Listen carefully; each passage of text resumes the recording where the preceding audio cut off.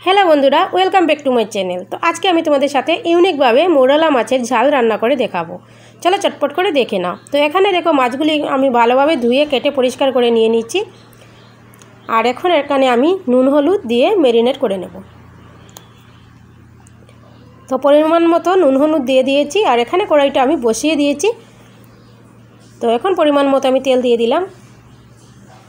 तो तेलटा गरम हये गेছে। एखन आमी माछगुली दिए देब।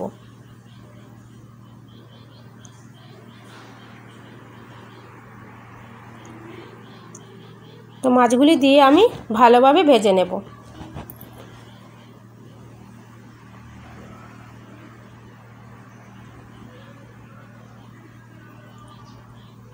तो माछेर एक साइड हये गेছে, एखन आमी उल्टे दिচ্ছি। और এইভাবে রান্না করলে আমি যেই প্রসেসে রান্না করছি, তো এইভাবে রান্না করলে মাছগুলি কিন্তু তিতো হবে না।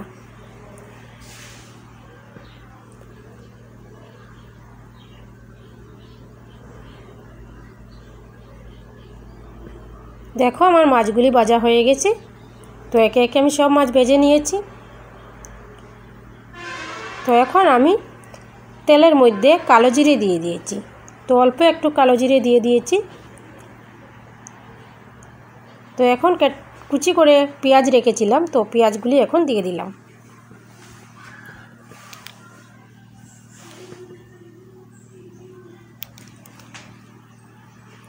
তো পেঁয়াজগুলিকে আমি হালকা বাদামি করে ভেজে নেব।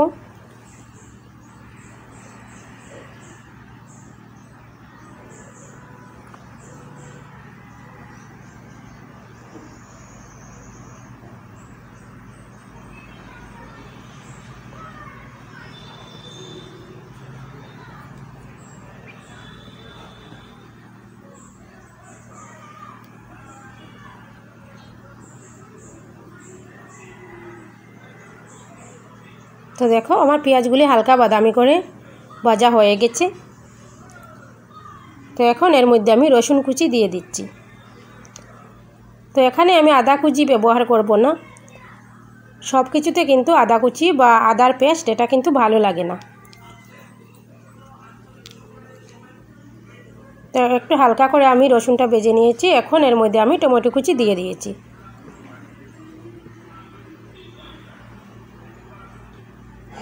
तो टमेटोগুলিকে আমি হালকাভাবে ভেজে নেব। তো হালকা করে ভাজা হয়ে গেছে আমার টমেটো।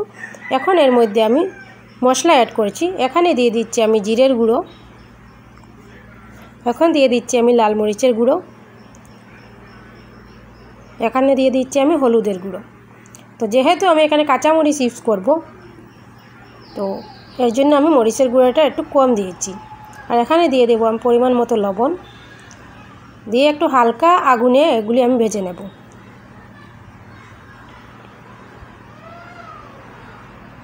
এখন এর মধ্যে অল্প একটু জল দিয়ে দিয়েছি, না হলে মশলাটা পুরা গন্ধ করবে এর জন্য। তো দেখো এখানে আমি মশলাটাকে ভালোভাবে কষিয়ে নিচ্ছি।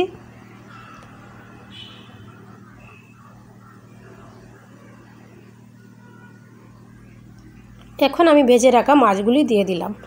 মাছগুলি দিয়ে মশলার সাথে ভালোভাবে মিশিয়ে নেব।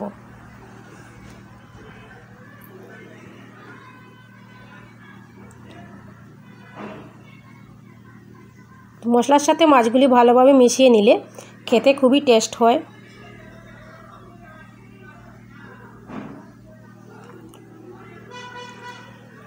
তো দেখো খুব ভালোভাবে মশলার সাথে মিশিয়ে নিয়েছি।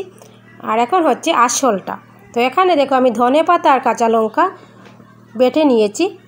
আর এখন আমি এটা দিয়ে দিলাম। তো কাঁচা লঙ্কার ধনেপাতা বেটে এইভাবে মোরলা মাছ রান্না করলে কিন্তু খেতে ভীষণ টেস্টি হয়।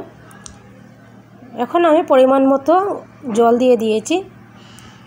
তো জলটা কিন্তু একদম মাখা মাখা করব, মোরলা মাছের গায়ে একদম লেগে থাকবে।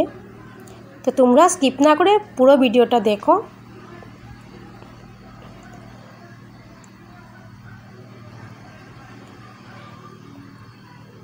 তো এখন আমি ঢাকনা দিয়ে রাখলাম। 2 থেকে 5 মিনিট এটাকে ভালোভাবে জাল দিয়ে নিয়েছি। আর এখন দেখো আমার এখানে মোরলা মাছের ঝাল একদম রেডি হয়ে গেছে। তো এখানে দেখো একদম রেডি আমার মোরলা মাছের ঝাল। তো এইভাবে অবশ্যই একবার ট্রাই করে দেখো। তো এইভাবে রান্না করলে তিতেও লাগবে না আর একটা মাছও ভেঙে যাবে না। তাহলে চলো টাটা, বাই বাই।